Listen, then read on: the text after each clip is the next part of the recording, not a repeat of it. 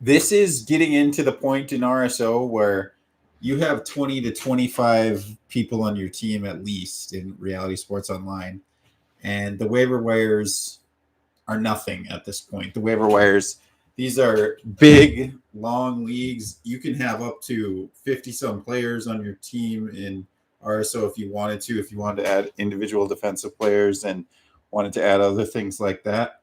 So basically, what I try to do is I try to um, do top trade targets at this point rather than just uh, your simple waiver wire ads, because you know what? Devin A-Chain was a second round pick in RSO leagues. He was a second round rookie pick, and there is no way he's on your waivers unless you're collecting him easily. He's already been collected for probably 10 million this week because it's a fab. It's a free agent auction bidding for your for your free agents, and you might not have that much money if you're a contender. So to talk about waiver wire pickups is irrelevant after week 4 because most of the waiver wire people are gone. A couple guys who are there though, Andy Dalton might be worth going out and get. The Red Rifle has proven he can do well, and Adam Thielen, if he's available, go out and get Adam Thielen. Why not? Why not get Adam Thielen? He might be available in some leagues. I looked for other waiver ads in my RSO leagues. I have a few of them, and I just couldn't find tangible good ads other than a few outliers. So I'm just gonna talk about the guys you should go out and trade for. Most of these guys are cheapish, and they would be cheap. And that's the first thing is Andy Dalton and Adam Thielen. They had a connection, guys. Adam Thielen scored over 40 fantasy points this week, and Andy Dalton threw him the ball. So there you have it. Andy Dalton is worth it. Andy Dalton is worth doing. If you're in the chat right now, if you can chat me a question and you're listening to the stream, just chat me a question and I will talk to you as soon as possible. I will get to you as soon as I can, and I will do my best to hear your question and answer your question on this live stream.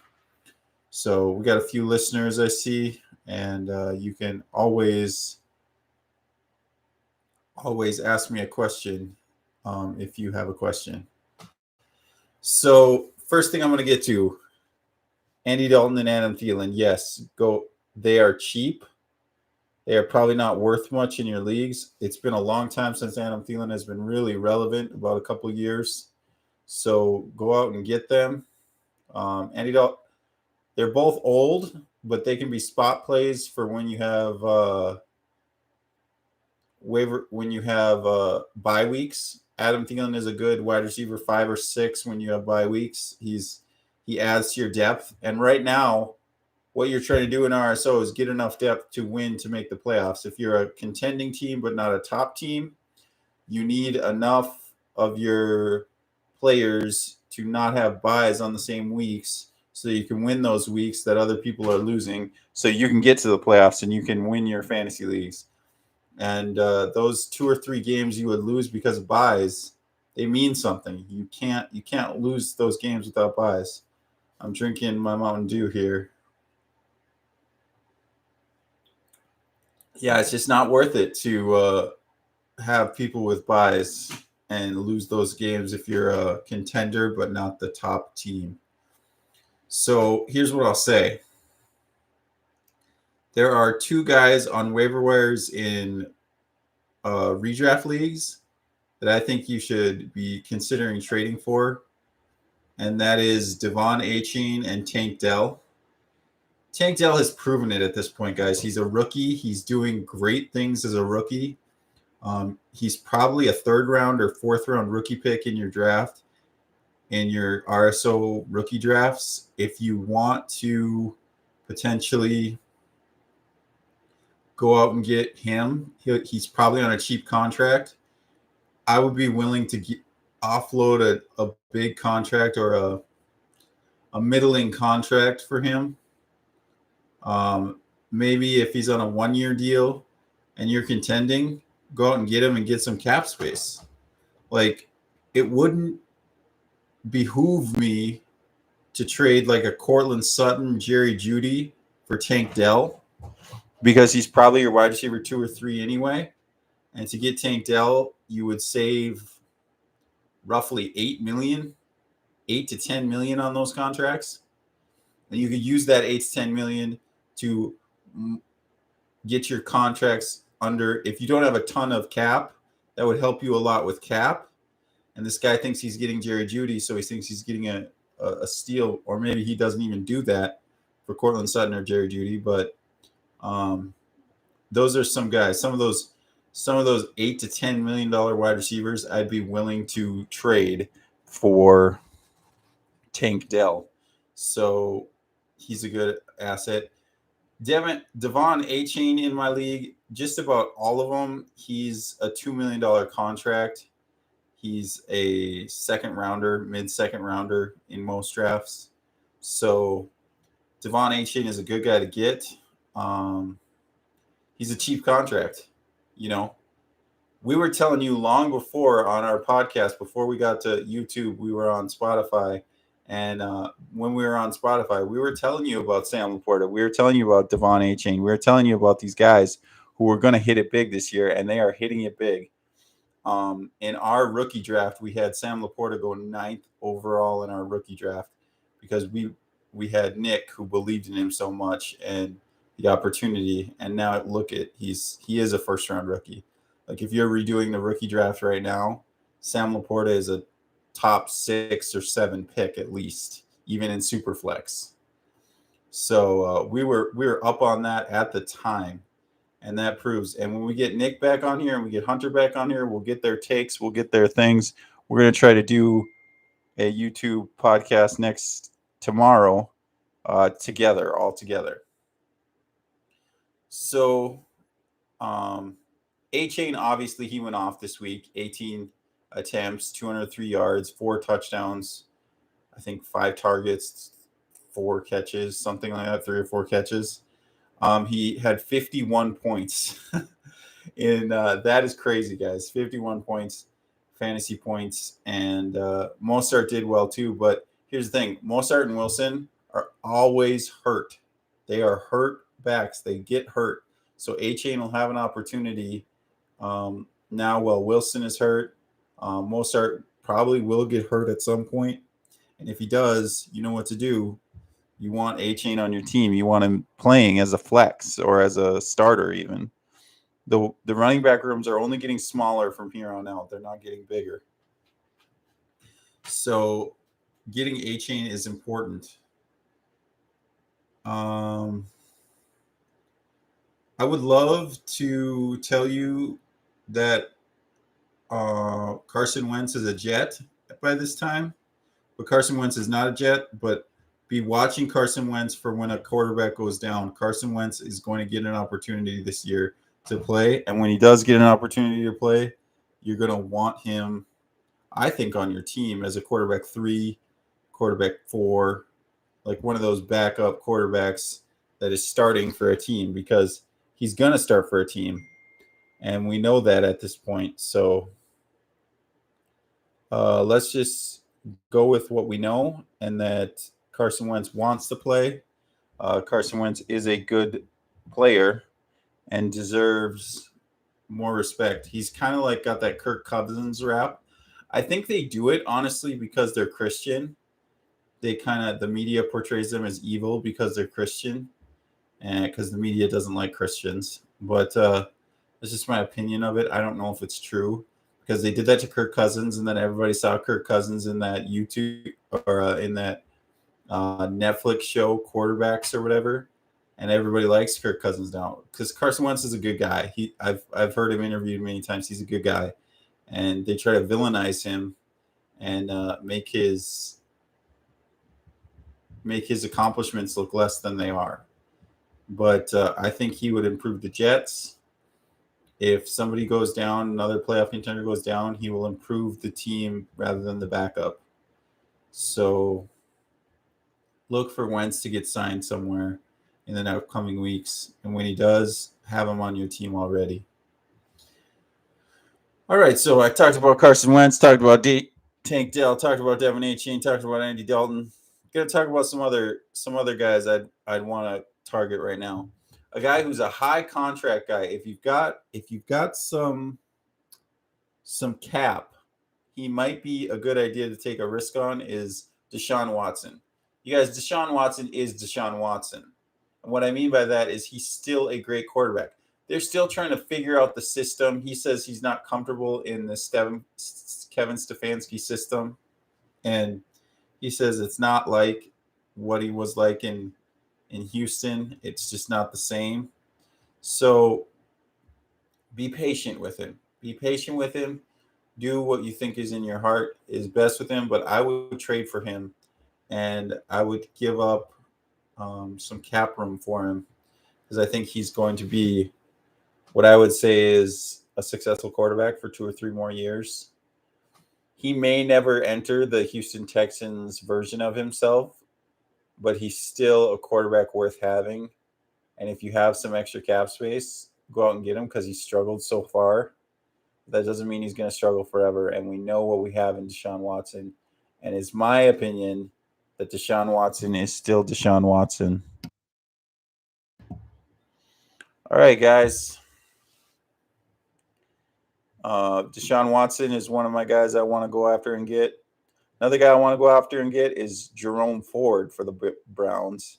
Jerome Ford has been showing he is good, and he is worth the target. He's probably a minimum contract in your league, and a minimum contract with a starting running back that is successful. That's worth something, guys. That's worth something. And so Jerome Ford is someone to target. I just did a trade in my league today. I traded Jahmyr Gibbs, the second overall pick, because I needed some cap space, number one. And I needed, number two, I needed better players on my bench. So I traded Jahmyr Gibbs, who's taking a little time to get used to it, but I still think is a top talent in this league. So I didn't sell him for less than what I thought. And I traded Ty Chandler, who's now a running back 3 for Minnesota, with the addition of Cam Akers. He's a running back 3. So I didn't think that was as big a deal to trade Chandler now that I have him on contract. So I traded Chandler and Jahmyr Gibbs for Tank Dell, who's averaging 14 points a game despite having a poor first week, and Jerome Ford. And you think that's enough. Well, I also got a 2024 second, which is going to be somewhere between the 11th pick and the 13th pick in my league. So I think I've made out on that. Let me know in the comments what you think of that trade. I got about probably the 11th pick is what it's looking like. The 11th pick, which is a first rounder in a lot of leagues. And Tank Dell and Jerome Ford. And I received roughly $8 million in cap space, which I was at the cap limit. So I needed that $8 million mostly to play around with adjusting my roster and getting the people, because I am a trade addict, guys. I'm not gonna lie. I love to trade. I love to mess up my lineups and get the best deals possible. That's what fantasy is about. It's about having fun.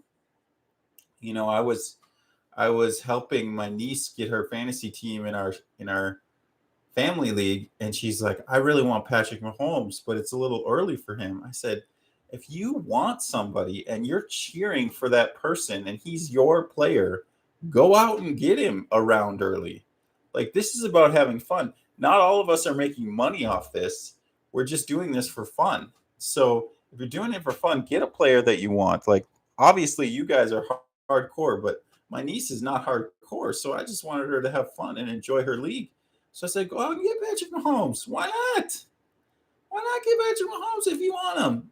And so there's deals going on all the time in my RSO league. But deep down, a team that wanted the first pick is not going to get the first pick anymore because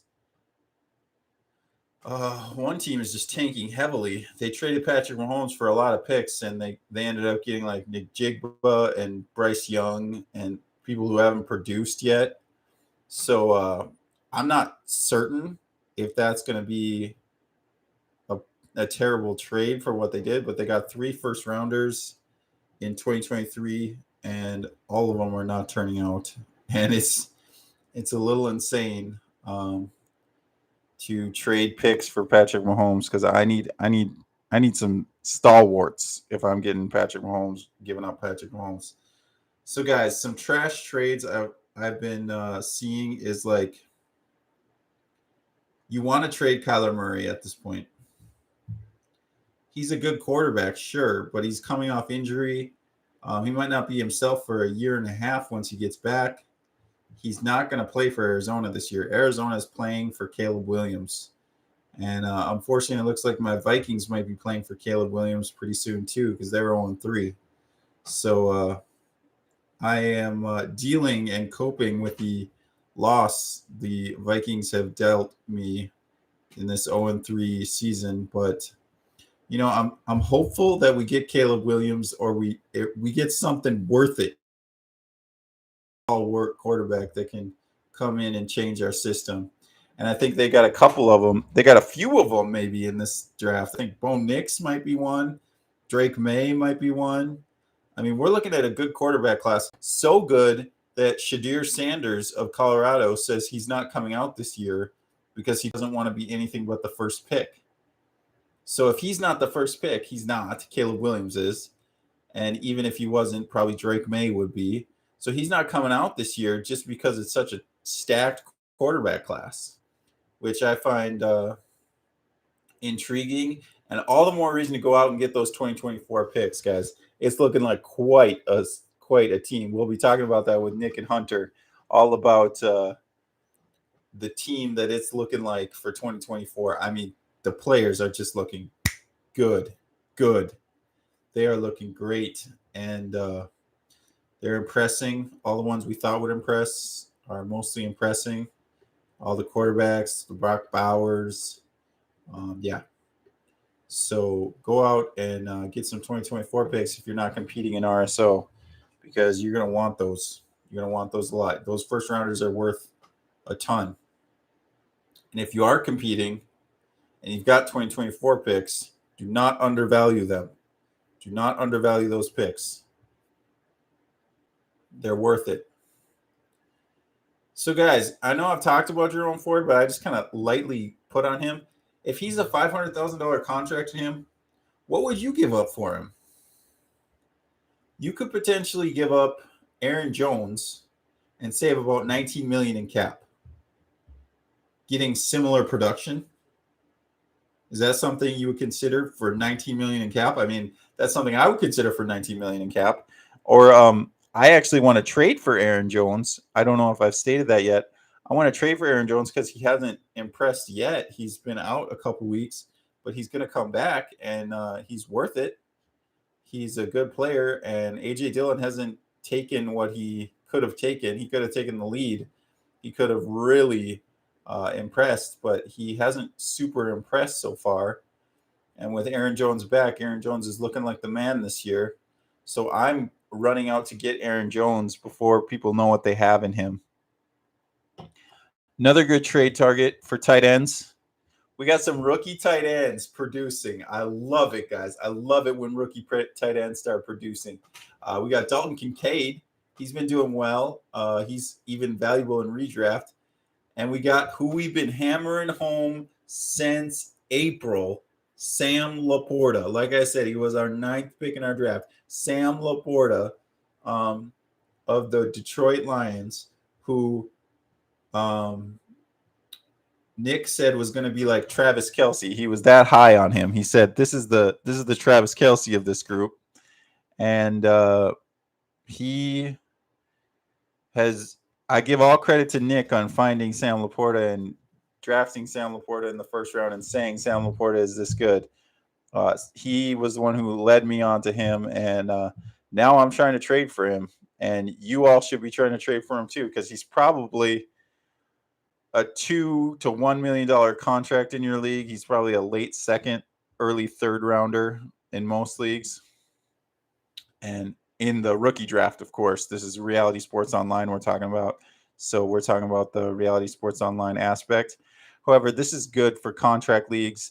Dynasty leagues. Dynasty leagues and contract leagues are very similar, especially when they're year round. So don't, if you are listening to this and you just need advice, this is just advice. People to go out and get trade targets. Anybody can use trade targets right now. There's a lot of people struggling. I think as far as sell high guys, DeAndre Swift is a good sell high because he's always been hurt. He's always gotten hurt at some point in his season. It seems like he's never healthy. So he's done so well the last 2 weeks that you can sell him high, and he's probably not going to last the season. So my advice on DeAndre Swift is sell high. Probably not a popular statement, but if you look at his injury history, hey, maybe he'll have a healthy season. There's always those Austin Ecklers who start out getting unhealthy and then have three seasons in a row where they're healthy. So maybe he will. I'm not saying it's a guarantee. I'm saying it's a danger to have DeAndre Swift when he's so valuable to everyone right now in redraft and dynasty. And in RSO, you can offload a contract that's probably pretty expensive and get potentially something better. So would I consider DeAndre Swift for Jerome Ford? Dude, if you're getting $20 million in cap, absolutely. With $20 million in cap, you could go out and get say Lamar Jackson goes down. You're the guy getting Tyler Huntley. Say there's another quarterback you need in Superflex. You're the one getting it because you have the cap room. It just makes sense to do that. And cap room is also good for trading.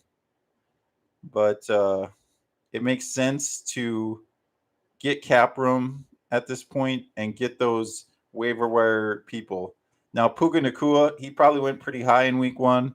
A lot of people had some waiver wires. He's probably a $5 to $10 million contract in your league at least, unless someone got him in the rookie draft. So it's a 1 team league, or a 1-year contract for him mostly. But I would say go out and get him. Do not worry about Cooper Kupp. Cooper Kupp has an injury history, and Robert Woods produced quite well, and Puka Nacua is much better than Robert Woods. And we're looking at this passing attack being amazing